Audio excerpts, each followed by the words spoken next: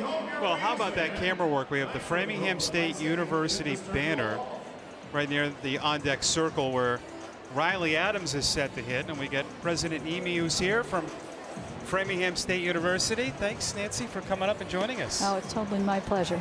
You got the jersey, too. I do. Yeah. I feel totally at home. Name on the back and everything. That. Really? Yeah. Very nice. Well, thanks for coming along. It's great to have you here. And we saw your first pitch. You're a natural. Did you practice all week, or is that just off the cuff? I've been practicing for 6 weeks. Have you really? Yeah, I have. Yeah. I'm a lifelong baseball fan, but I don't pitch normally, so I've been practicing every night. There you go. Perfect. It's one of the hardest things in the world to do. Yeah. You're the center of attention, literally. Brian Bayo will face Jake Alou. They had a ground ball right off the bat, but foul.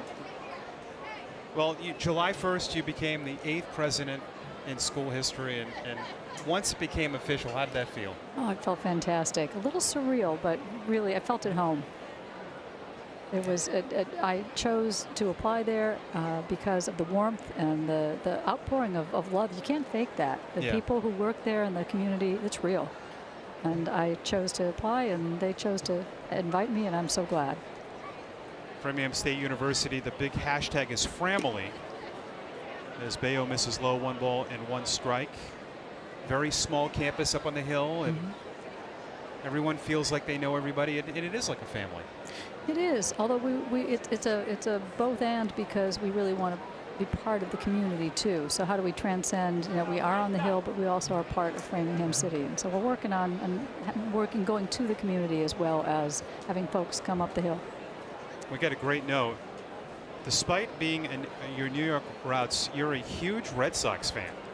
How about that? Yeah. How did that happen? Well, I grew up as a Rochester Red Wings fan. It is so nice of you to have them here tonight. Yeah. What are the odds? Wow. I know. AAA baseball, I went with my dad. It was fantastic. And then through college, I kind of lost touch with any particular team.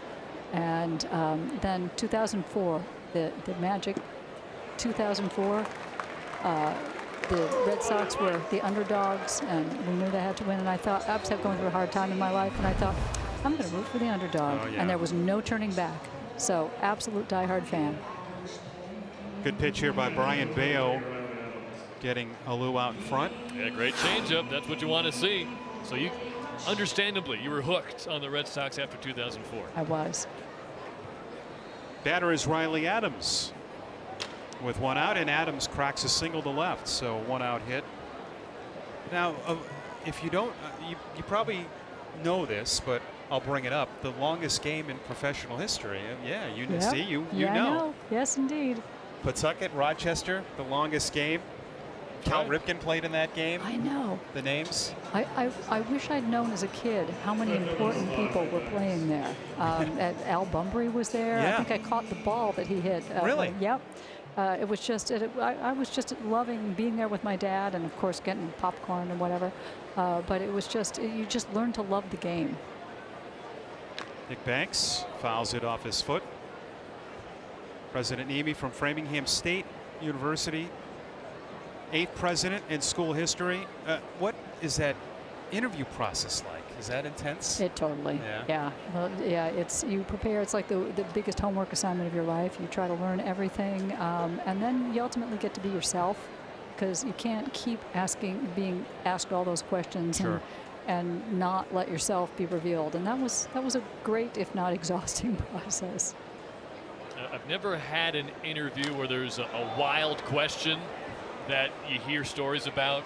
Like, I think I heard at Google, they ask sometimes, how many hotels do you think there are in America? And you just have to come up with the answer, and just to show how your processing works. Yeah. See how your critical thinking works. Any brain benders like that they would throw at you? Oh, now that you say that, no, I don't think anybody threw me that curveball, so to speak, intentionally. Nice. But somebody asked, well, really, why do you want this job? And I had to sit in real time and think, well, it's kind of like a calling. I love education. I love public education. But that was not, oddly enough, something I expected. So it was myself in real time, and that felt pretty real. Bayo ahead here 0-2 and time is called. I think we saw Nick Sogard maybe lose that ball in the sky up there. He pulled away from it and it landed in an area I think maybe he would have been able to catch it, but it is that time of night. It is. Yeah. So every time about 7:45 here, infielders and outfielders on pop-ups have a tough time seeing it. Interesting. 1 ball, 2 strikes. You guys have the best view. This is amazing. Oh, you're lucky. Yeah, our job interview was, do you like talking? Do you like sports? Yes and yes. All right. Yeah. Why don't You're in. Why don't you come to Polar Park? Now, they could sell these seats for good money. Oh, they could. But they couldn't call it like you two do. 1 out, Bayo to the plate. This is inside, 2 balls and 2 strikes. Well, Tyler and I were talking earlier, a lot of Red Sox employees have left for college, so it's getting that time.